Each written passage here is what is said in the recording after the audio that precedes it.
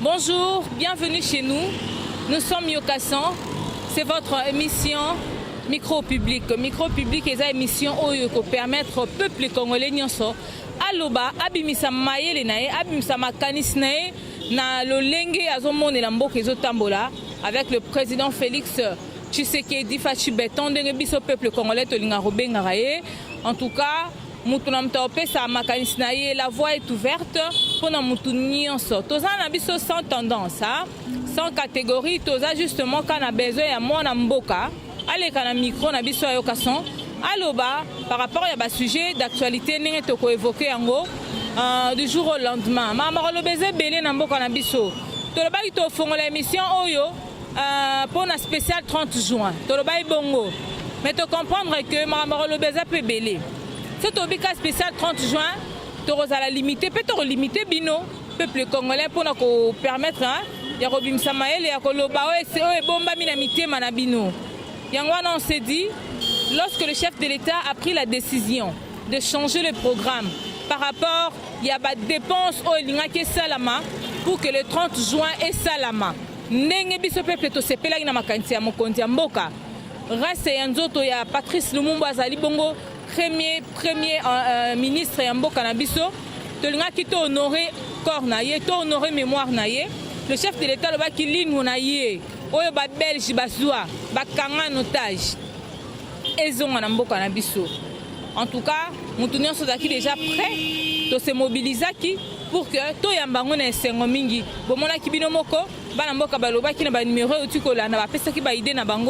Mais seulement lorsque Mokonambo Katali peut bipai mususu dépense ses alliés à Makasi mingi, bipai mususu peut moniter maladie à coronavirus et continuer à frapper dans le Saranate. Alors bien tana nous moi frein un programme wana ba ramener yango jusqu'à dire na 2022 le 17 janvier auto commémoraka jour oyo Patrice Emery Lumumba akufaka. Question majeure oyo il faut tout tika la continuer comme ça analyse et aller que est-ce que décision oyo ko accompagner vraie version ya liwa ya Patrice Emery Lumumba décision oyo et quoi arracher vraie histoire ya mboka na biso parce que peuple azalaki déjà en attente il y a comment un changement dans tous les points. Mais on espère qu'avec le président Félix Tshisekedi tout ira pour le mieux parce que mamezo bongwana du jour au lendemain bon monde misala les osala manamboka makambu pe ezali ebele ya kosala a tozo mamoko na mboka za bongo na est na Beni alobi faut vendre la nanu kuna mo mikolo alandela nanu mesures sécuritaires. Il y a peuple naïe au badali ko connaître bakamoko très fort ba choc moka makasi et ceux qui wanate ils peuvent assister bande konabiso ba sinistré il y a goma ba kutana ki bon ali kama ya volcan il y a Niragongo donc voilà que chef de l'état azopé maté donc ceux qui ont etiki musu sezui o ezali malamu to respecter ka ba geste barrière to croiser maboko na bisoté. Mais je ne suis pas seule. Je suis avec ma collègue Nanga. Tozali bongo na bandeko oyo to se mobiliser, c'est-à-dire la famille Yokassan ba journée sa Yokassan oyo tozali sur terrain awa na kapela l'autre fois tozaki na lemba tobaki to kene ki pointa mais avant to koma ki pointa to sana no skal na kapela awa poto sona na bala mboka par rapport ya sujet oyo sur l'identité congolaise. Tolobi bo na kati ya identité wana masola recensement za na kati masola identification za na kati ya tolobi to bandela na likambo oyo ya carte d'électeur. Carte d'électeur au biso to tambola nango ezo servir biso nanini to cela bon na bala mboka o bazali bongo tout autour na biso mais avant toute chose pour permettre quand même na présenter bino équipe to zaina bango na terrain to zaina Onur Ilunga. Mon frère, tu peux déjà avancer. Onur Ilunga, l'homme en veste, l'homme qui se respecte beaucoup parce qu'il respecte aussi la population congolaise. Voilà qu'il est là. Je te salue mon frère. Geste barrière Kakayaya. Voilà, merci. Voilà. Comment tu vas déjà? Oui, ça va très bien, merci à vous. Peuple congolais, linga yoka voana o nabike bandeko bazara na coin côté kuna balinga ba yoka yo loba.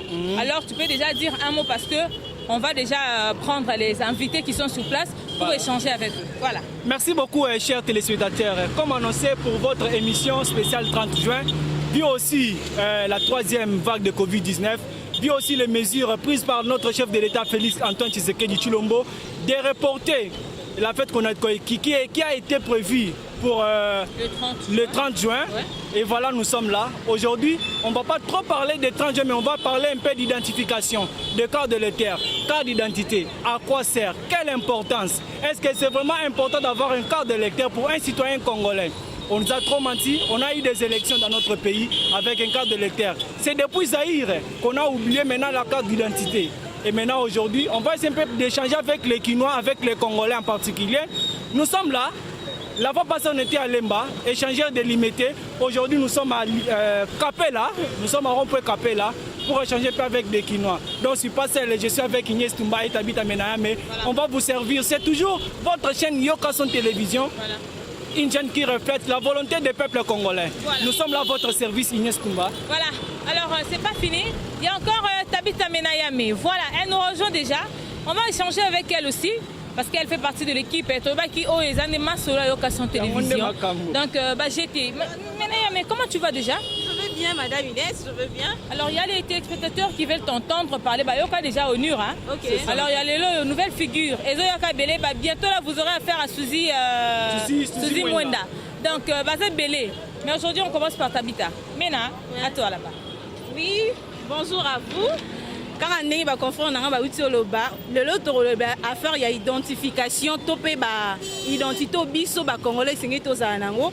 Toroba mingi te redécouvrir invité ni tozana bango awa passer par là, il y a pas trop à dire. Bon ça va qui m'a bien mo découvrir yo ka peuple congolais ndenge pesi la makambango. Voilà, merci beaucoup. On commence déjà par les invités, non? Ouais, c'est ça. Voilà. Rodi, on fait comment? On prend les invités? Tout ça en décalage ou bien c'est comment? Mais nous vous signalons que si on veut parler de l'identité, c'est parce que perte est belle. Bientôt les élections en 2023. Le chef de l'État veut respecter le programme selon la Constitution. Mais il y a beaucoup de choses à faire. Procédure est en moulaï bandekonanga. Yango tonito banana na masolo carte d'électeur. Oh yo tambola rango kenarango partout. Et comment yango des pièces d'identité totées. En tout cas, je crois qu'on va parler avec les invités. On a aujourd'hui Pasteur à 12 ans qui est toujours disponible. Alors, toujours prêt pour la relobela. Kosolana Balamboka. On est au Lunga. Voilà. Alors, je invite déjà Pasta qui va nous rejoindre. Moi, je commence et puis on laisse la place. Avec Pasta. Voilà, merci beaucoup. À tout à l'heure. Bonjour, papa. Bonjour, maman Nessa. Voilà. Santé, madame. Oui, tout ça, madame, maman Nessa. En tout cas, merci beaucoup pour la disponibilité. Non, Pasteur, vous allez toujours présent. Il est toujours à l'heure pour parler, échanger avec le peuple congolais. En tout cas, on passe à tout sur la Likambo et l'identité. Identité na biso ba congolais. Lelo to tambola kana mukanda yo to benga ka carte d'électeur pour ba koma ngo ndengo wana. Invité, carte d'électeur ezo servir biso na nini? Na moment oyo to soloba. To tambola kanango so ba benyo na butu kutana ba policier. Est-ce qu'il y a une place il y a identité ou une pièce d'identité ou bien alors tu mets quelque limbo là on a le ligne na yo. OK. Oyo l'identité autosali na yango ezali carte ko sunga bisote. Oyo basala ki uniquement pour un accident ou bien koyeba adresse ya moto. Mais pour le moment tous on a besoin d'identité avant to kende na élection. Il faut basala penza basala la biso penza carte ya propre puisque na carte to zana ya kabila oyo biso to monike ba payanyo so bazana yango ezala ba étranger ba tutu bazana yango akoko kende pe élection na carte oyo mais pona biso to moni yango eza carte te yango to sengi basala la biso vraie carte oyo zo la kisake muto oyo azali 100% congolais yango to lobi carte wana oyo président Fati azolinga kosalela biso yango nde ko pousser biso to koma nango tina élection puisque oyo ezali eloko te to kokena na élection. Waouh, c'est sérieux. Biso ti to kolibo net ngala tika ozala jamais na pièce d'identité. Na tika la jamais ko na pièce d'identité. Ngala zala kaka na carte d'électeur auto doaka. Premier tour, deuxième tour, yango ne to tambola nango tina mokolo lelo. Mais d'autre part, ils ont sécurisé peu biso non parce que tout dans la carte il y a pas perte de pièces T. Voilà. Ils ont représenté que identifier yo citoyen congolais ou pas. Il y a une question réponse que carte oyo besoin nango ou bien ezo sunga biso mukena nini que okoko zala nango ozo tamola nango na butu yango nde ko sauver puisque pour le moment carte toza nango eza yango oyo ozo comprendre yango nde sauver biso na butu ba policier bako kokanga yo olakisi adresse na yo mutu songolo muza batiki yo accident pe salami olakisi carte oyo mais e carte oyo eko mema biso na élection donc eza approprié ezali eza bien te puisque biloko nyonso kabila yaki nango esungi biso te yango oyokaki ke mokonzi ya mboka alobi tokenda d'identification wana bakosalela biso vraie carte perte de pièces oui faut identifier yo voilà bayebi adresse no fixe po wana moye oyiba eza te mais oyo marqué esunga biso ndambo esunga biso toboyi te puisque soki nga naza nango tango pe moi lumeye ezalaka nakendaka na banke nazwi car à partir à carte d'électeur à partir à carte d'électeur mais peuple congolais tondimaka ngo ndenge nini tondimaka yango ke remplacer attestation de perte de pièces ozo comprendre mais so olandi bien ezali carte ya malonga te yango tozosenga mokonzi ya mboka basalela biso carte mpenza ezolakisaka mpo oyeba ke carte oyo bato ebele baza nango te. Mais pasta oyebi ke ezopesa mosala mingi 2023 bientôt. Oui, yo kotala na 2023. Yo kotala na 2023 te. Ekosalama na délai nini? Yo kotala na 2023 te. Makambo ebele eza nano. Yo zotala na 2023. Zela na ebisa yo. L'identité oyo zoloba toza nango, naza nango. Oyebi pe bapa baza nango, na este mobimba baza nango. Siko akoboyo ke élection ndeni. Yango tolobi basalela biso carte ya bien. Est-ce que tant est transition avant d'organiser d'abord les élections, il faut n'entendre banana nous recensement d'engolobi. Oui. Alors après recensement, il y a une pièce d'identité. Oui, mais recensement aucun recensement. Et tant aussi ces recensements aux la carte, aux la carte ya sika. Oh, il y a des qui ont la carte. Ok, na recensement. Ceux qui ont un angoté, au même 5 témoins pour aux alawana. Mais ceux qui ont eu penza carte, ils ont eu sika. Maman, wanande, toké, ce qu'on a recensement. Tobo était carte, ils appellent bien. Ils ont son abisso, pour na boutou, au tamboula, pour na accident, na makambo belé, son abisso. Oui, ils ont sécurisé pébisso. Mais il faut aux alandés na carte, ya propre, ya bien. Tozoboyo ipona nini sécurité biso boité mais tozoboya mposo ke na est nyonso batu yanga mwana nyonso bazana carte puisque enrôlement ibandaki kuna bazwaki ba carte ndo mona ibasopana ki mi boya ko voter ozo comprendre yango tolobi eza bien mais basalela biso carte ya sika o ezola kisake mopaya koko yibate. Ok. Ah, puisque oyo pour na biso eza pirate. Mais autre que belo moins important, on dit comment va témoin. Oui. Ba témoin, il faut pas ça la mukolongo pour ba témoigner. Oui. Oza congolais, to oza congolais. Oui. Eza bongo? Eza bongo. Eza la gaboui. So kei pour ça sa carte, so za na carte oyo te ya kala oyo te. Il faut même batumitano. Batumitano wana oba yebio. Siko tozobo iso eloko wana pona nini. Oyebi tozali na ba malien ba umeli aw. Tozali ba camerounais ba umeli aw. Okomona pe ya zuiba na quartier 5 ba kei ko témoigner. Ba ngala pe za na carte d'électeur. Bazana oyo ya kala ya kabilo bazana ngo. Eza ebele na bapaya aw. Surtout bango nde babateli yango makasi. Nde omoni ke carte oyo bato ebele bazana ngo sirte.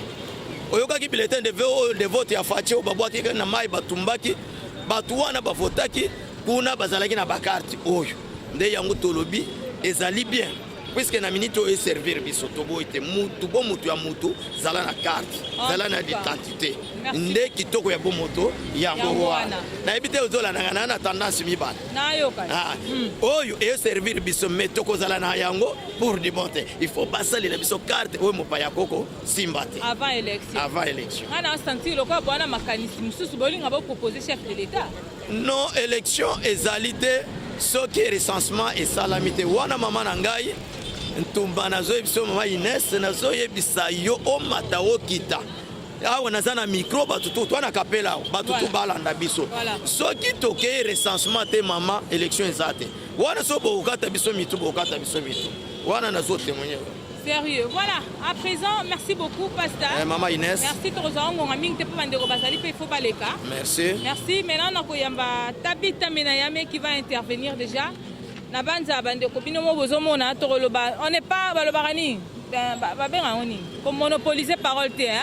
Voilà, on parle de Yokasan, toute la chaîne Moulaï, que le peuple a se dégager, hein? Liberté d'expression, ils ont accompagné démocratie. Exactement. Alors, Tabita Menayame, ngapi fona kelena tikela oba. OK. Voilà, cher Internet, nous sommes là, téléspectateurs, tous ça, on a invité dans le peuple congolais. Il peut s'exprimer dans le micro de Yokasan télévision, sans plus tarder dans Koyamba Papa. Asape moi na mboka za congolais lokola ngana yo. Nde kombote? Bote. O se présenter batu bazolanda bayeba yo. Bayi komola ngai Ruben Kabemba. Naza congolais. Kotia papa, kotia maman, naza kasayen. OK. D'accord. D'abord, avant de banda tolobela makambu ya volcan ou tout ça bande kona biso ya Goma. État que congolais ni yo ko loba mot de circonstance on pour bande kona biso baza kuna na Goma. Bon. De circonstances que Zamba Sunga Bango batela bango parce qu'ils allaient catastrophe naturelle. Donc muta infantan ngote ni ne ça et salami na ngondenge Zamba kela mokili na ye.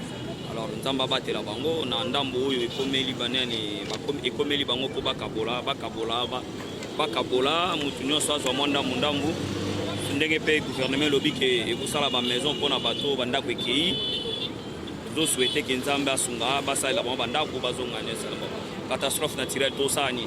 OK, les lobbies sur l'occasion télévision qui tient précisément dans Capella toujours bel cambo état d'identification.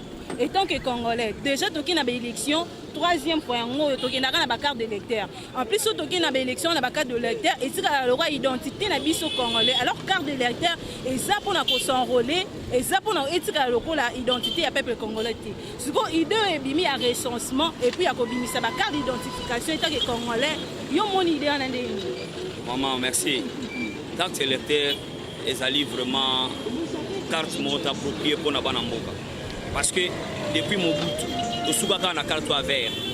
Pendant Moussé Kabila y carte Joseph Aleki carte et tout continue à quand on a sans carte, les en sens il fallait identification salima, tous va carte puis toye banani congolais ni pe congolais. Depuis Moussa ya la biso ba étranger belé bazana carte mboka. Donc idée wana oya zoboya idée wana c'est ka congolais aza étranger. Ou aza congolais jamais ko boya identification. Pour photo qu'il y ait une élection, il y a des crédible. Pour que nous soyons séparés, il y a une élection qui est malade. D'accord, tu as une idée à se faire identifier. Si on peut procéder à parce que nous sommes tous émissions au Bakaza congolais. Pour qu'il y ait une identification, il faut que identification. Akene la bandaka abeta koko oza congolais toza congolais to amema na lolenge ni bon soki boke koko oza congolais te en tout cas et ozala moi passe pe ego compliquer makambo mosusu mais quand à moi na kolo baboye ndenge kokende processus akolandela pour que ba aboutir na résultat moko ya malamu eza que ndenge tozali awa vraiment mutu na mutu ayebani toyebani ke oyo mutu boyo so comprendre ba kendela ngo omoni l'air basala to ba carte électeur mingi baba donc disons quoi ba makamna biso presque nyonso ezana ba machine wana na serveur central wana misusu ezali akoloba mais oyo azoloba yango te alors ngapo na ngana yebite na ko donc idée na ko pesa président sala mais idée na ko pesa sakaki bakota na nini na serveur central wana ba obimisa ba biloko mususu ya malamu na kati wana bongo nde bakopto kozwa idée mususu ko bakisa wana. Donc on a comprendre bien de konanga waza congolais sa pembe nanga a approuver idée yango alobi que aza pour identification ya ba congolais faut congolais na identité. En tout cas merci papa, merci beaucoup. Merci. OK. Ngana comme ça aussi ça kasi na aussi ça beauté pour naza ndeko mususu za si ma caméra kuna loba oni lunga je t'invite Sokoya Maloba Ongambo Wayo. Merci beaucoup, toujours na respect à gestes barrières. Nous avons respecté le coronavirus, nous avons une troisième vague, on est là. Je vous avais annoncé, on continue toujours avec notre micro-baladère, avec votre émission. C'était identifié spécial 30 juin. Mais vu l'urgence, vu ce qui se passe dans notre pays, Maintenant, on parle un peu de l'identification, l'importance des cartes d'électeurs et cartes d'identité. Je ne suis pas seul, on a déjà un invité qui va aussi s'exprimer en tant que citoyen congolais, né de père et de mère, que j'appelle directement mon frère. Bonjour. Oui, bonjour. Ça allait bien, j'espère. Oui, je vais très bien. Alors, Tozali Awa, Tozali na micro et occasion télévision. Est-ce que vous avez nous au Kopusana, vous avez carte d'identité? Oui, bonjour, on est dans le lobby. Carte d'identité, na yebiango, mais la monango kala. La monango pas parents nanga pour ceux d'abatu bana de botami na dictature à Mobutu. Alors maman na papa na biso, maman nanga na papa nanga badaki na carte d'identité moko ezalaki couleur verte boye. Na kati bakoma bakoma na biso. Bakoma nombre à bana ba biloko nyonso na ba village d'origine son na monango mekala. Depuis le mois alors aujourd'hui, tu as élection bala misatu na mboka na biso. Élection bala misatu. Tu as la carte d'identité, tu n'as pas carte de lecteur. Alors selon yo, important ce soit quelle différence entre les deux, carte d'identité et carte de lecteur? Ok. Alors d'ailleurs comment on a déjà la différence chez Ali? Carte d'identité, c'est pour identifier mon tout. Comprendre? Vous voyez un tel asa nani. Pour identifier mon carte d'identité. Mais carte d'électeur, c'est juste pour les langues élection, pour élire. Normalement, carte d'identité, c'est carte moko, c'est R nyonso. Pour R nyonso, il faut bailler bas, ngana zanani, yo zanani, zanani, nani zanani. Mais carte d'électeur, utilité langue, c'est pour élection. Élection c'est R nyonso té. Élection c'est un moment moko. Pendant l'élection, c'est la carte d'électeur pour élire. Et puis aussi, mais carte d'identité, c'est le colonial. Alors, Koya ya mwana mboka Félix Antoine Tshisekedi a une vision à identification. Il faut que banana nazali congolais, nazali congolais te. Likambo ya congolité. On est là, il faut que na minute oyo l'élection il faut ça en 2023. Yo zomo na lolenge nini procédure ya identification to ya recensement na mboka na biso pour l'élection en 2023. OK. Alors, d'abord Norlo Baboé. Tout dans mboka moko boto bosa na trop bosa na noki na ngai sala nga pasi nazaku na ba master oyo na ebi bakufa pona makambo ya identification recensement c'est depuis avant premier cycle bon pour adopter par le bago élection banana 2006 mboko élection banana 2006 élection déjà en 1900 avant 1960 élection salamaka. Comprendre? Mais le longwa qui zongi na dictature, il y a un taro bundapo, zongi na système démocratique, système de droit, même sous la dictature, on a beaucoup d'élections dans ça. Mais pour la haute la première élection, ce qui est à 2006, on a dit la première élection, en 2006, on a yebi comment le peuple congolais to bimara na balabala, to revendiquer kaka, to bunda, bakufa, on a réclamé que avant l'élection en 2006, on a recensement et salamanal. Le Rwanda bateau bando diriger biso et Rwanda ba boyango.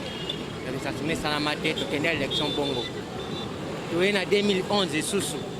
To réclamer bato ba kufi bato nini élection tout sali recensement konti ba boyi élection salamité et recensement salamité. To yesus na 2018 bato ba réclamer mais ba konti bando diriger mboka ba boyi recensement salamité. Bon, le yo lobby qui est président actuel, Félix Antoine Tshisekedi Tshilombo, à lobby, à Lingi, voix wana, pour nanga eza lokola, la consolation, puis la réponse morona. Alors par rapport à l'idée Oyo, par rapport à l'idée Oyo, par rapport à l'idée Oyo, aux soutenir l'idée d'identification et recensement, tous aux autres la pour l'avenir. Mais il faut soutenir l'idée d'identification et recensement parce que le recensement on a identifié Batou et ça peut permettre l'État à sa marmotte. Bien appelé cet exemple, de l'autre gratuité.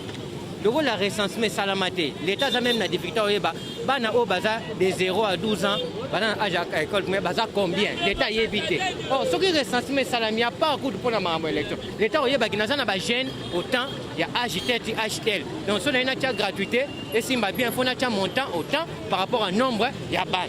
Vous avez les autres gens ont Covid, l'État a un vaccin. Je vois combien, alors son quantité de vaccin. Merci beaucoup Ndeko. On repère ça comme on a yo balandi yo kaso bayi bayo. Ouais, comme on a Carlos Bwanga. Merci beaucoup Ndeko Carlos. Merci.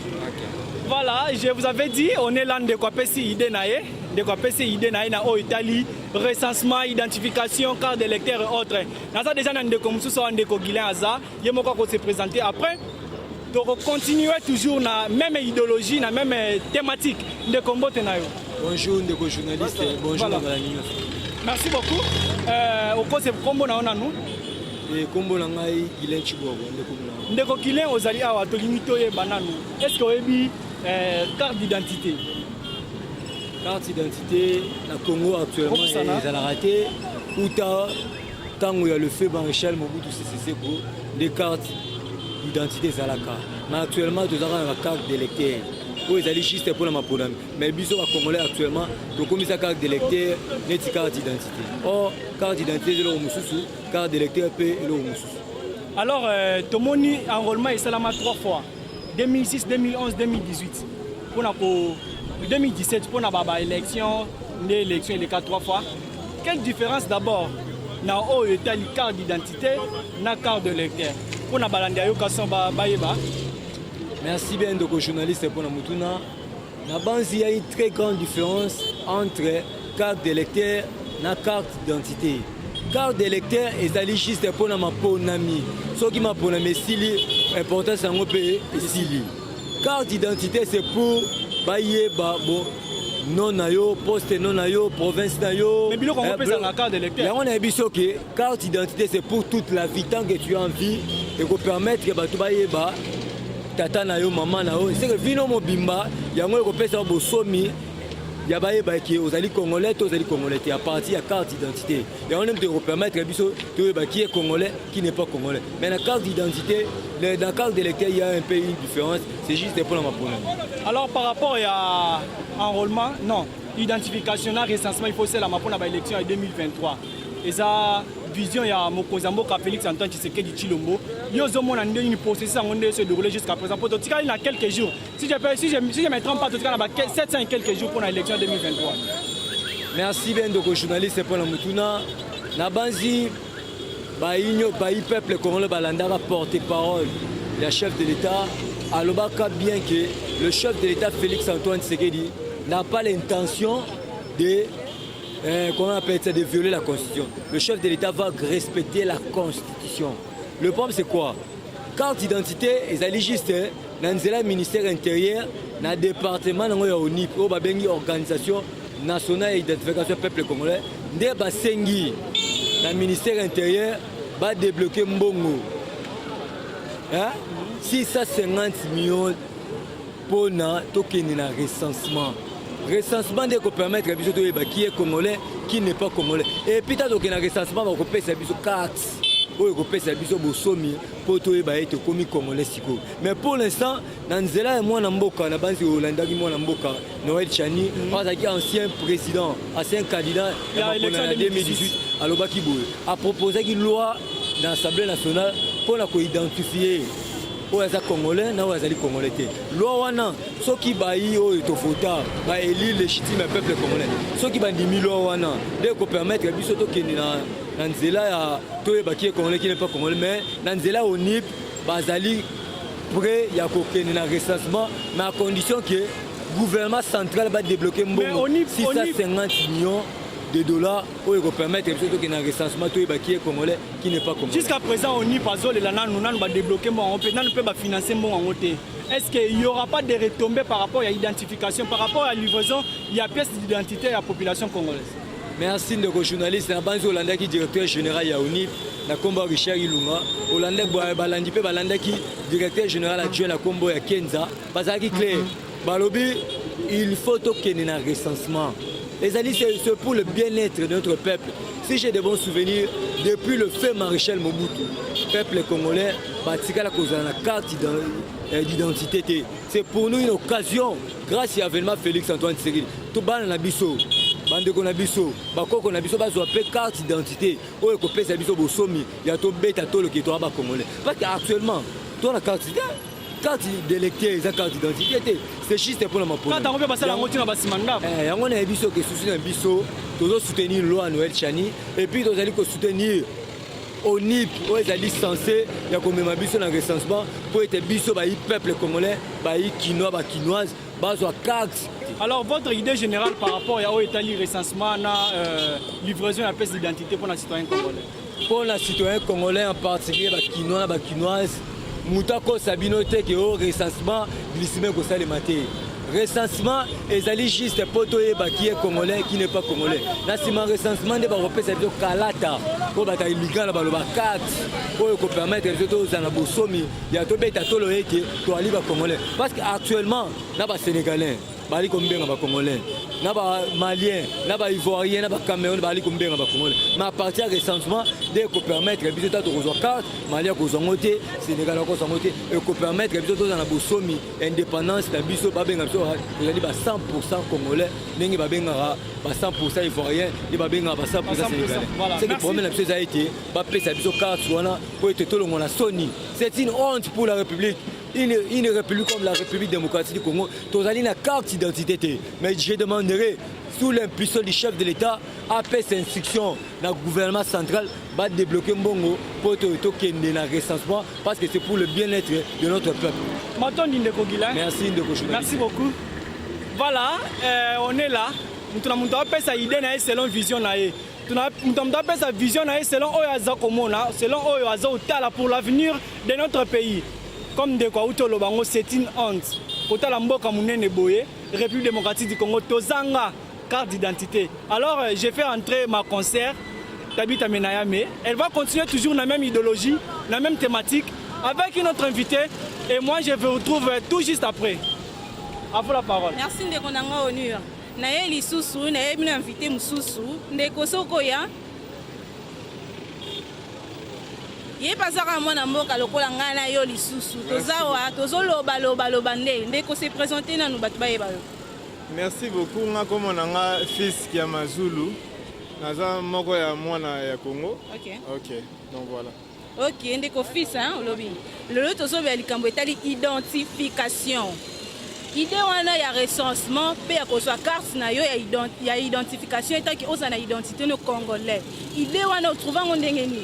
Bon, idée est géniale, pas mon toit à Zuango. Mais pas bateau bazo recevoir idée est la ndenge mode. Donc c'est-à-dire, il y a raisonné na ndenge na ye, biso bateau auto recevoir to raisonner pe na ndenge na biso. Donc il y a trouvé un génial, mais na part na biso fona yeba comment to yeba nento développer. Il y a un autre qui tient pour to yeba makanisi na bino tant que bana mboka. Il y a PC, de bino soko yamba sangwana ndenge ni pour examiner ndenge. Ce qu'on prend l'identification. Problème on est l'identification zamba liboso te batangela biso komona tozwa ka ba kombo asika tozwa de lestage to message nango ba courir comment okende lelo susu to yena identification tozwa ngo da kala na tango fe na biso na no China rambo ve na biso China rambo mande fa pembe tozwa ka même phrase identification et simba te oh sikoyo continue o espérer ka simba nango te en fait dans mon moto, on n'a pas espéré que Simba, mais ça n'a pas tenu compte tenu à Magui, à gouvernement, à Bissona, à condamnation, à Oliambon. Si vous êtes tant que Congolais, pour Simba, les canissi, ça peut tout rater Simba. Si bon, en fait, les canissi avant, il n'a pas ça les canissi. Donc, c'est-à-dire, yo moko o expliquer dans nos bateaux ba la biso identification tina na ngwezani. Tina na ngweza ke toyeba yo za congolais, to za congolais ti soko za congolais, oza mboka nini, papa na on nani, maman na on nani. Tina identité. Après identification, bo pesi biso carte électeur pour ba policier ba comme tout na biso identité no zani. Mais non, ceux qui carte électeur eza wana. Ba tout no sou identité pour ani. So oza na identité no ba tout no sou carte électeur na nini. Na lobby hein. Identification là bo pesa biso carte. Mitune eza ngambi ya no eza yo. OK. OK. Répondre. Limbi sanga isiko identité oyo lobi identification ana. Eza ba identifier biso to ba pesa biso ba carte d'identité. Yonde siko mto pesa idée na ba ko. Siko na idée na ngeza nini. Au moniteur ba identifier ki biso liboso. Ba pesa biso ba carte d'électeur. Ezala ki juste carte d'électeur mais ba identifier ngai na koti na serveur. Siko serveur wana ba tumbaki yango to bazwa serveur on ba baluso mutu na sema ko. Tolini sou wana te to za pour sa identité, to za pour sa carte d'électeur te identité. OK, donc c'est que identité, ba pesa nga carte d'identité na ngai. OK. Na ebisio na zwa carte d'identité kal. Ngai banana bote na zwa nante.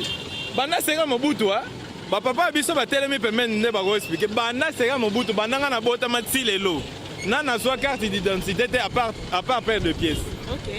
Talaka nga mukolo boye banda na botami na Congo si lelo nanu bapesanga carte d'identité te. Imaginez un peu.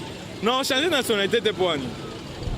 sikoya turo oza na posa yebisa papa mokonzi ke papa turo naza na posa nazwa carte d'identité nayebisi yo ya pa be tonton Tshisekedi mon président nayebisi yo soki nazwi carte d'identité na bando tambola na mbunzo monne na lati FARDC si na cache ne na bando tambola nango na bambia na mbunzo donc soki osali ke tozwi ba carte d'identité siko carte d'identité wana tosala ngo neni oleba pesa biso carte d'électeur ndenge bamesanga kopesa biso carte d'électeur na babureau de vote basali sikoyo boye mpo basepelisa biso na babureau de vote oleba pesa biso carte d'électeur bapesi biso bakongole bacarte d'identité yango tovote nango mpo etikala na nsima mpo bapolisier na carte d'électeur na bakoma otuna biso identifie vous ngai naza na identification ngai na identification omona mpe bakangi yo lokola bakongole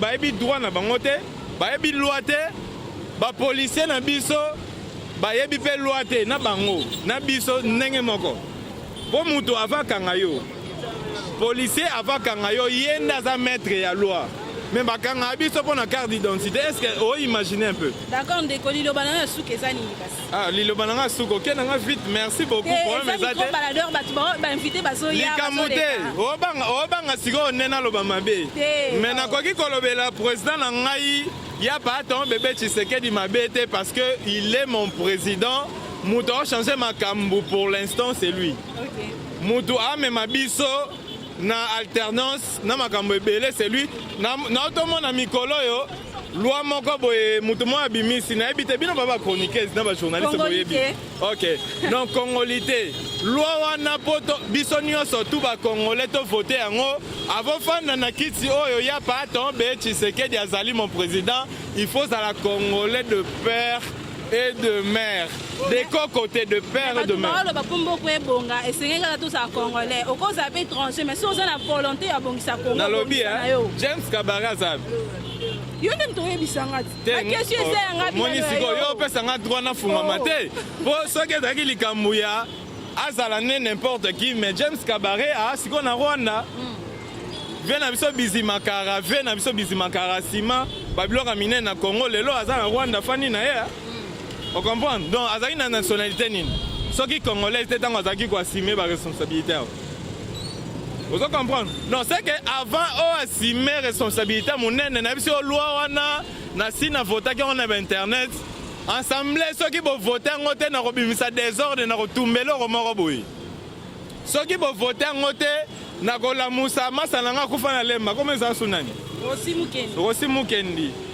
bato bakufa po Congo ebonga siko ngai na sala lendo te il faut to bunda po Congo ebonga faut to bunda makasi donc c'est que eloko asuka na goloba pona bokabwani donc po to kabwana na bino eloko asuka na goloba na bia maman nde alingaka bana na ye koleka mbanda donc c'est-à-dire ata ole pondwa matanga na ndako elekaka pondwa matanga donc c'est que Congo eleki nyonso tout Congo elengi moko elengi donc c'est-à-dire ntango babeta yango lisolo na moko elengi donc c'est que ngai na yo biso nyonso tout bacongolais de père et de mère nalobi te bato babotama na papa rwandais na mama angolaise te bino bosala effort totombola mboka mais biso bato oyo toza 100 congolais oyo ezokule oyo tozokufa na Goma oyo tozokufa partout to signer pétition oyo to évoluer Congo ya pas tomber Tshisekedi mon président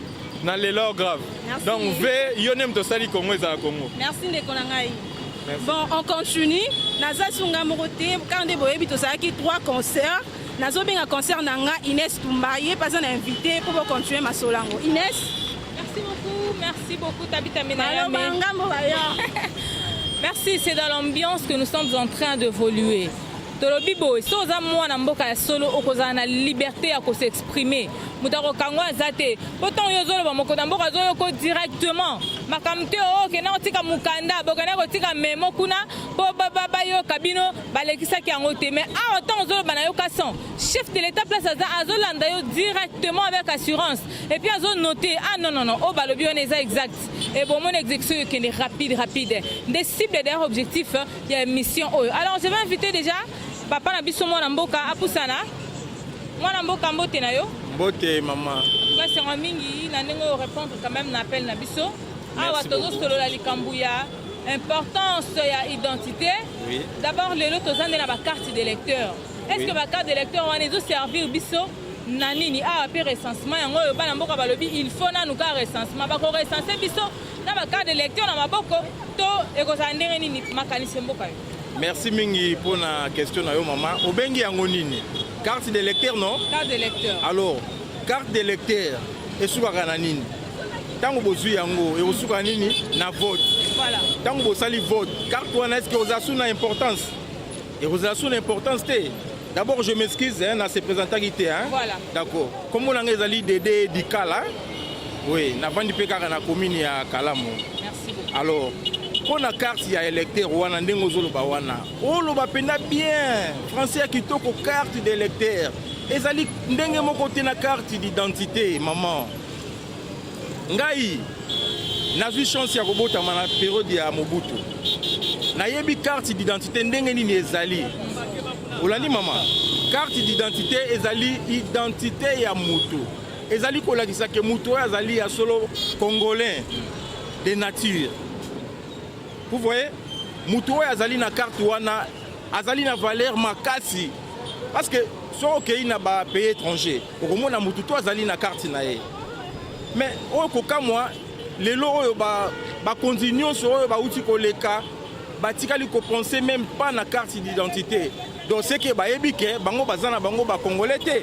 Po tango ba kokende na makambu ya identification. Tango ba kokende na makambu ya ba carte d'identité.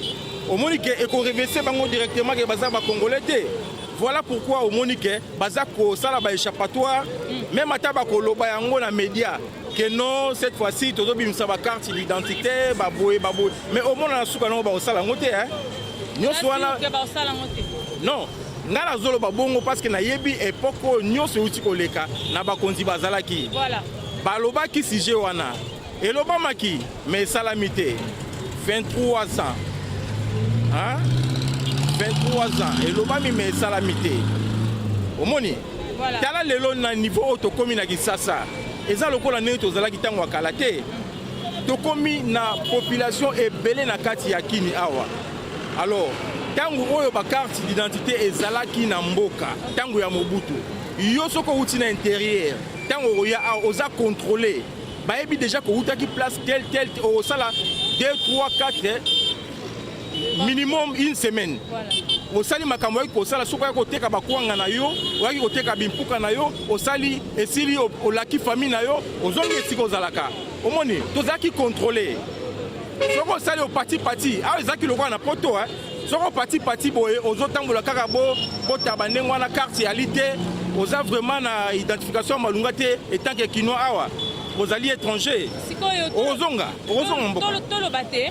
Tangu perte de pièces wana ezalaka bana mboka bazaki na poids même na mboka na biso awa et puis na libanda sikoyo ba carte d'électeur oyo et faire perdre un peu énergie connaissance na respect wana ya congolais.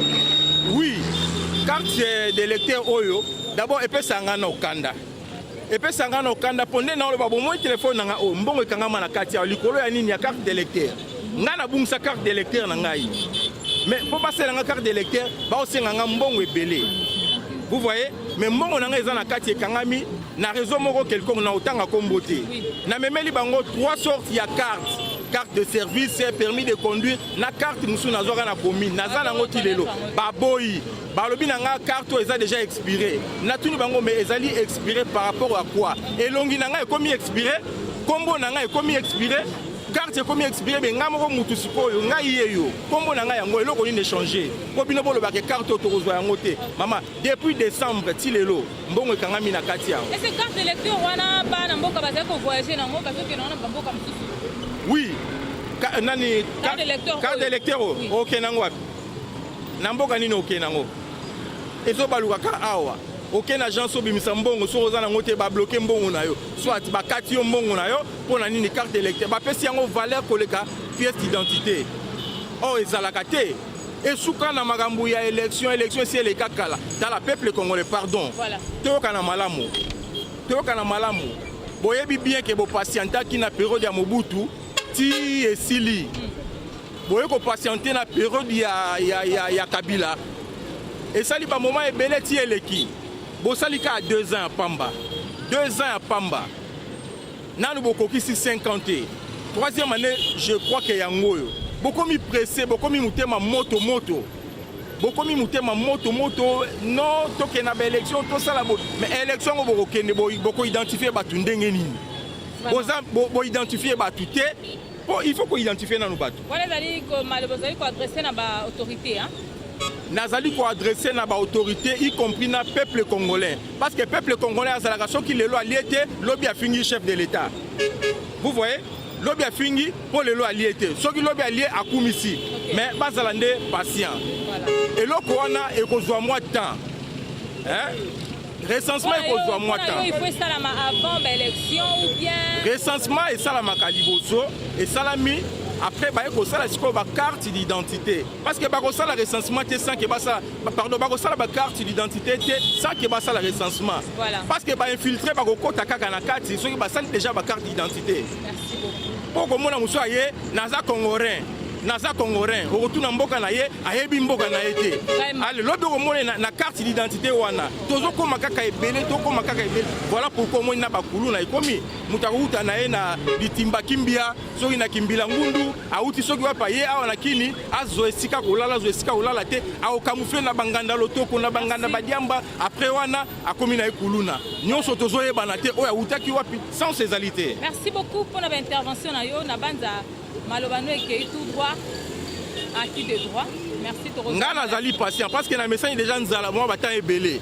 Na kufi nzala bata ebele avec ba konzi mboka oyo to ute kozala bango. Na kozala toujours patient na konzi mboka oyo pe biso to votaki. To yebi ke na ba idée na ye makambo ya malamu e kosalama. To yebi ke na ba idée na ye mboka oyo azolinga ekoma ata penza ndenge ezalaki liboso te mais ekoma au minimum tokoma kolia 3 fois. Ba taxi comme ozonga na banda ku ndenge ezalaki ozwi yango na ville et memi oti na ndako tiko na porte ndako na yo yango moni azo sala na ba route principale ndo ozomona ke no idée na ezande ngwalo mutu azana idée ya malamu basaka nini botiki ye bokomisa ye na suka idée ya malamu soki amoni ke te koto onga na suki awa akopesa pe muninga. Merci beaucoup na banda tozali na bande ko belé to rejoindre maintenant de ko Oni Ulunga to rejoindre le merci. Merci maman. Oni Ulunga toi là-bas. Masolezo continue, voilà. Merci beaucoup, on est là. Tolobi, idée est toujours les mêmes. On est là, on va en parler toujours. J'ai déjà mon invité qui vient déjà, il va parler sur l'identification. Ah, venez, vous allez enlever même ici, c'est pas grave. J'ai dit enlever ça ou bien ça. Non, restez comme ça, c'est pas grave. Mais vous allez justement parler. Ouais. Voilà, il est là, il va se présenter. Bonjour papa. Bonjour mon ami. Présentez-vous devant le micro de Occasion Télévision. Oui, monsieur Tony Lokota, résident à Limité sur 13e rue. Voilà, monsieur Tony, on est là, on parle un peu de carte d'identité, carte de lecteur, recensement, identification, enrôlement et tout. Est-ce que vous connaissez d'abord le carte d'identité? Mais oui, naebi yango parce que là on a kuta qui paye yango. Même à l'époque, il y a Mobutu, il y a une carte pour citoyen. On a un régime, il y a Makambo Abassi, il y a Congo, Tolongo, Tokomi, Zaïre, il y a une carte pour citoyen. Mais depuis la carte pour citoyen, il y a un drapeau, et bunga, dans le bord de flambeau, il y a un vertical qui est en cimatoye, il y a une carte d'identité, et Zalaka ou bien Zalaka, et là on a des passes. Parce que là on a une carte d'électeur, pour faire privilège que mon na banque. Akei na makambo boye abanda kozwa bambongo na ba carte d'électeur et puis okosalisa yango partout et pas yo lingi okozwa na mbandaka oyo ozwi na Kisasa okay na Kisangani opesi moi $10 $20 ozwi na yo mususu ba duplicata au moins teke mboka za na déjà. Alors par rapport à l'aspect on a carte d'identité na carte d'électeur na niveau national. Ouais. Est-ce que impact ni ezali to moni lelo bakangi muntu bazo senga carte d'identité mais ozo bisa carte d'électeur. Non mais ce qui on moni très bien impact nango oyo toza nango na biloko mibale wana o mosusu eza négatif eloko lokola carte de lecteur wana oyo tozolobela yango sikoyo mais eza na avantage moko te bazongisela biso carte d'identité na biso ndenge bakongolais ya Brazzaville baza na yango ndenge barwandais baburundais baza na yango oyo babelge batikelaki biso bazongisa biloko wana eke moto moko azaka na nimero na ye moko lelo soki oyebi ntango akala bino nano bobotami te na la cité awa nde place bazalaki kopesa bato identification donc soki baidentifie yo okenda wapi ozosalela kaka identité na yo wana carte bapesi yo wana yango nde partout yo kokenda soki ebungi okozonga kaka place yo bapesaki yo nde okenda kozwela mosusu mais lelo ce n'est pas le cas. Alors, l'actuel chef de l'État, Félix Antoine Tshisekedi Tshilombo, a une idée à Sika. Il faut toyer le nombre de Congolais. Les vrais Congolais, les vrais Congolais. Pour te voir, il infiltrer dans ma ponami, dans la fonction minière dans mboka na biso, il faut maintenant identifier Congolais. Recensement, il faut ça avant l'élection en 2023. Yosko idango, ozo soutenir yango, ozo trouver ngo le. Souhait na biso yango yo tolobi ke ba élection et salema déjà ébélé. Eza pona bao bakopostuler bazwa baposte na bango bazwa makambo na bango mais recensement na carte wana oyo tozosenga ya identification eza ne pona biso na biso na bakongolais nyonso en général tozwa yango nde tomutema na biso ekozala bien mais soki balobi ke batia élection liboso ya recensement na identification en tout cas ezaka pona bango moko na ndenge bango balingeli mais micro balader ndenge ezotambola wa batuna bakongolais balingi eloko wana te toza na besoin ba recensement na bango wana ezali baanticiper te eloko ni bazowela na recensement. Alors par rapport à bato balobela glissement elobi eloko moko te parce que mandat ya président sortant euti kosila awa glissement esalemaki te ebongo baélection esalemi te glissement ekosalema baélection ekosalema mais soki torate recensement oyo na identification oyo ya nsima tokoya kosala yango na mbula nini après 2023 ata yo moko papa batika kodistraire biso basala eloko oyo bakongolais baza na yango pourquoi balobaki ke le peuple d'abord bayoka nano souci à peuple ezali recensement et identification. Alors votre conclusion sur ce sujet? D'abord, soit ya biso bakongolais en général ngai personnellement na souhaité que identification na recensement et ça les avant l'élection. Merci beaucoup papa. OK, merci. C'est moi qui vous remercie. Merci. Okay. Alors on continue toujours. Nous n'avons pas sa vie naïe. Nous n'avons pas sa souhait naïe. Nous n'avons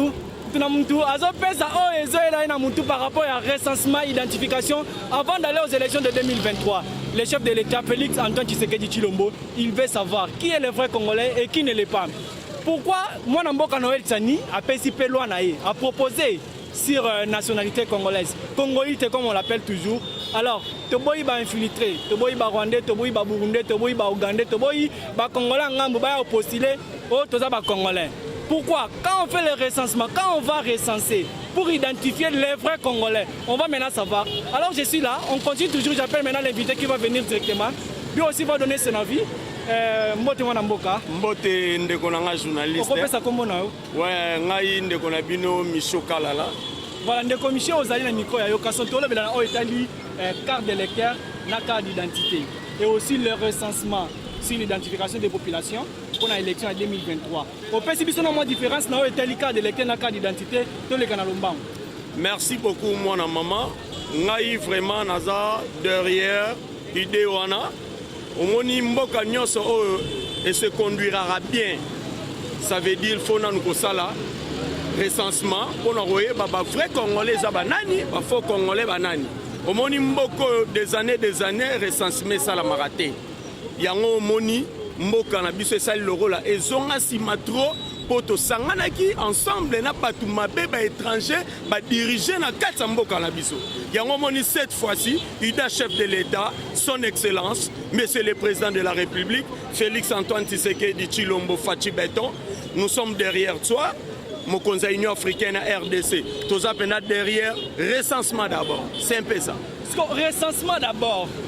Bato balobi mbongo ekobima ebele ta etikali muke ono ifoto le kalombango na mapona ya 2023 na ba onyoso balobi non il est pas ça qui na opposition bando crier au Kabila zo glisser son ex-président, je vais pas appeler Kabila, c'est pas mon ami.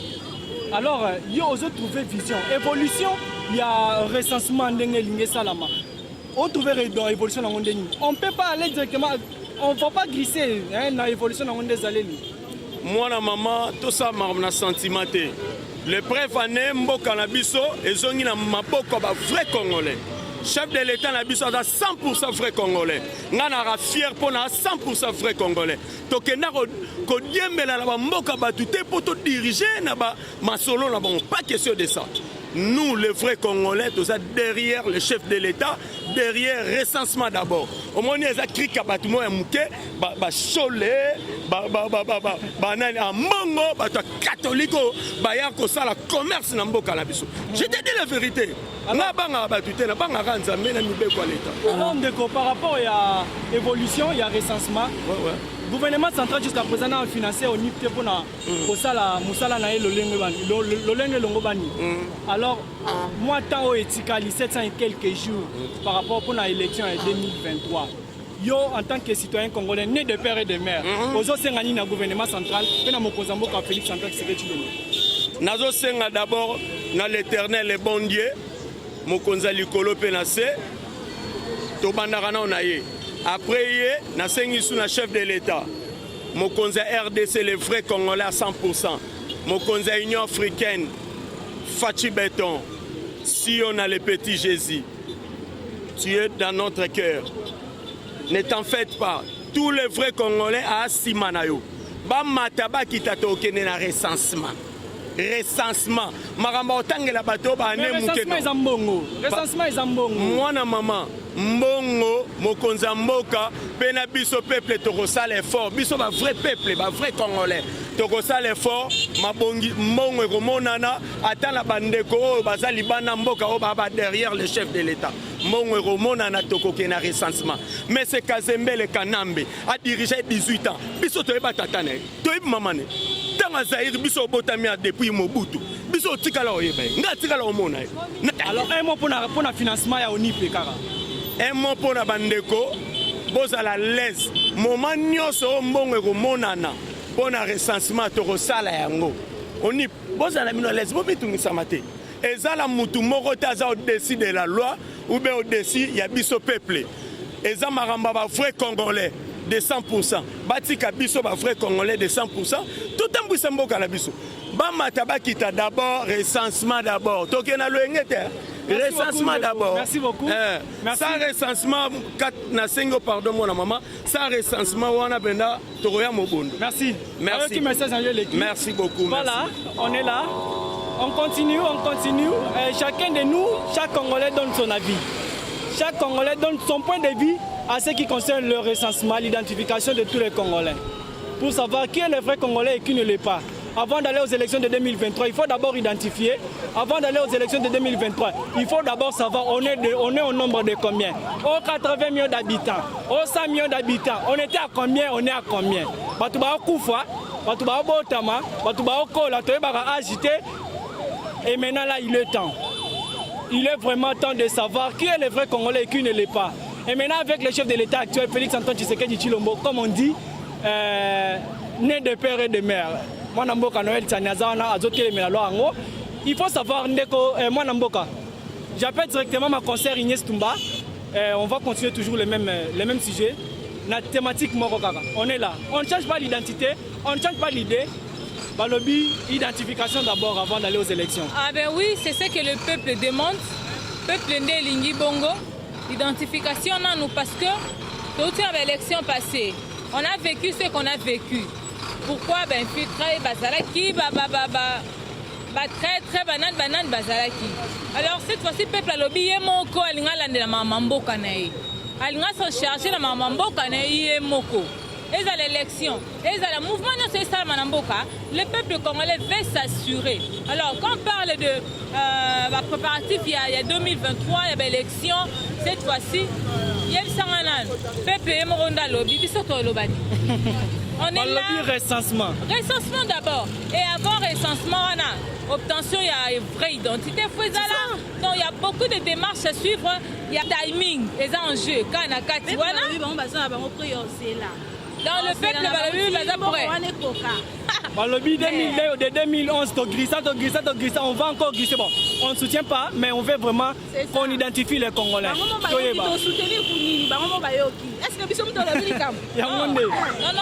ce qui est sûr, c'est que lorsque le peuple congolais a zoloba, bakondiambo kapé, bazo yoka. Micro na biso eza pour le public, c'est-à-dire le peuple congolais. Moto koloba kako za vrai congolais. C'est ça. Toyoki ba expression baninga, balobi en tout cas tozo zelande tozwa mikanda wana. En fait, mukanda wana ya nationalité, ya identité dans yozo tamo je suis congolais, je suis congolaise. Nana mukanda nanga. Au fait, ici même nanga au Brazzaville, ils ont respecté et puis ça te protège. OK, même Nangola, ça te protège. Donc c'est très important. Donc, on est sûr que sur Yoka sans télévision, le message passe 5 sur 5. Voilà. On est là, Tabita Menaeme, on le dit identification.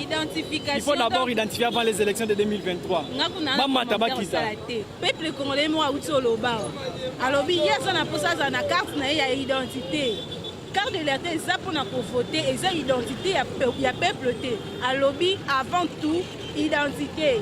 Binomo eboyoki bamisu babi bakotumba bamisu babi bakopanza donc c'est à eux de voir biso toyaki awa yoka son télévision to chaki micro na biso boyoka kolela ya peuple congolais nini peuple congolais zozela pona l'état congolais na biso naza sur maloba et comme il place bino bakonza mboka bosi boyoki nini o esa bosenga ya peuple congolais. Voilà, alors on ne parle pas trop, c'est pas à nous de parler. On veut justement que les vrais Congolais s'expriment. On veut justement que les vrais Congolais parlent de leurs souhaits. On veut quoi? Pour aller où? On vient d'où? Alors c'est ça le problème. Voilà. C'est ça le problème. L'identification d'abord avant d'aller aux élections de 2023. Bien sûr. Yangonde Likambu. Balobi, on a beau tarder, on a trop attendu. Est-ce que Tayango et Kokito et Kokina nous qui pendant 18 ans, 22 ans, 32 ans. Pour ne rien avoir. Pour ne rien mériter. Bon, 5 ans. Bon, perdre, ni tout 2 ans. Voilà. Mais bon, on est là. Ça veut dire seulement que le peuple donne le temps au chef de l'État. C'est ça. Le peuple donne le temps au chef de l'État de s'organiser pour appeler sa bango et l'autre le bango. L'État tient à ce que 2023 a organisé l'élection comme il se doit. Ce que chef peuple congolais m'a lobby. Mais il nous reste quelques jours, 700 et quelques jours, dans 2 ans. Peuple congolais moka lobby, chef de l'État Félix Tshisekedi Tshilombo Zelanan pesa biso oyo tolingi après to organiser l'élection moko transparent. Oui, mais l'élection to ki libre et transparent mais après vérité désir. Voilà. Vérité désir. Alors cette fois-ci le peuple veut voir les changements dans tous les points et à tous les niveaux. Voilà. OK, on ne parle pas trop. On était là, on est ici et on continue toujours. Maintenant là tozana Kapela.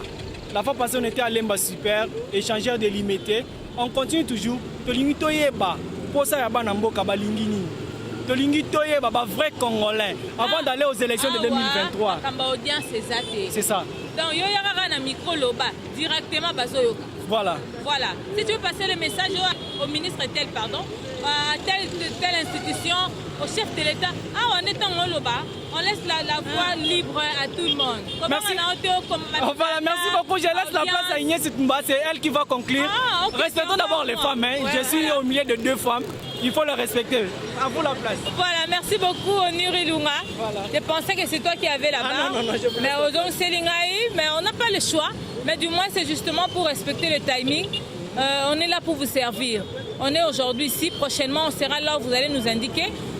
Pourquoi bien biso pe numéro téléphone ezali rien n'empêche que aux à la autorité morale et titre moko boye aux à la président moko boye aux à la structure na yo mais seulement ceux qui ont mona mboka micro oyo ezana ngo ya yo tu peux toujours venir bobengi biso bolingi to ya ko solana bino na commune eska boza na quartier en tout cas ça serait facile pour nous, nous serons là hein? Nous serons là yo ka sentir ba moyen na nyonso pour que le peuple congolais se libère de la charge dans la Katinae. Donc, Bolimo Loba, le micro est là, le micro c'est à vous. Alors moi, avant de dire au revoir, mais qu'est-ce que tu peux dire aux téléspectateurs qui nous suivent, on a Congo et puis partout dans le monde, parce que même sur YouTube, voilà, on est là. Alors, qu'est-ce que tu peux déjà dire aux téléspectateurs? Ce que j'ai à dire, boyo qui n'est pas congolais lobby. Mot de la fin, on a un mokonza moka uti ko loba, uti ko pesa la mesure. oyo nini tokoki kosala mpona 3e vague ya covid alobi ke baétablissement mosusu babar baboîte de nuit fo ekangama pas plus de rassemblement vers personne bino mo boyebi tomibatela ngai nalobaka soki yokufi l'état congolais ozali na perte te donc mibatela respect ya bagesto barrière kosokola maboko kolata cache nez tolingi bino ya trop donc tomibatela. Merci beaucoup Bita Menayame.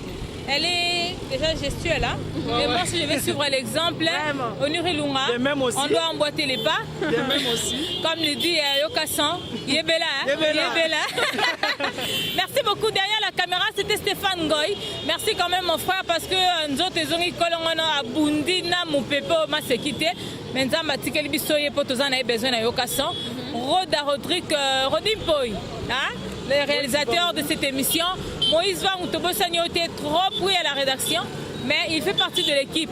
À tous les journalistes de Yokasson, à tous les techniciens, nous vous saluons. Inès Tumba, pardon, à souhaiter un joyeux anniversaire à mon mari, ingénieur Jordan Mouloumba. En tout cas, heureux anniversaire à toi. Je vais massacrer un peu les noms. Jordan, Menayame, joyeux anniversaire à vous. Bon, toujours dans le respect de règles. C'est la force du progrès de l'IDPS. Longwana Nzela Félix Akota Fimbwa Kekele. Longwana Nzela Félix Akota Fimbwa Kekele. Longwana Nzela Tachilomba Kota Fimbwa Kekele. Bango kuna bazo bangaye Fimbwa Kekele. Ita de droit bazo bangaye Fimbwa Kekele. Peuple alongi justice bazo kimaye bayibi mbongo bazobanga ye babomi peuple bazokima ye baboma mboka bazobanga ye facaloba bazobanga ye